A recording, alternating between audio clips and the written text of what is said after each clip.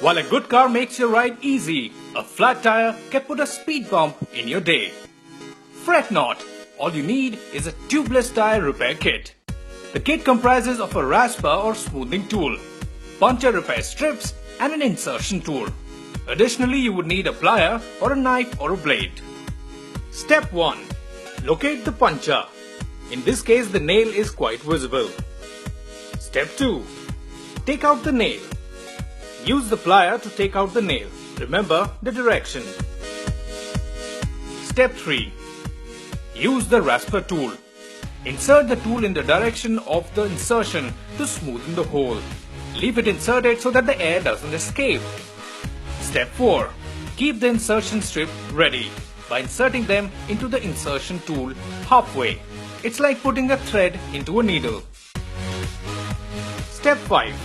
Insert the rubber strip. And finally, it's time to use the rubber strip. Insert them into the direction of the hole. It should be inserted to about 2/3 into the hole. Step 6. Cut off the excess strip. You can use a blade or a scissor.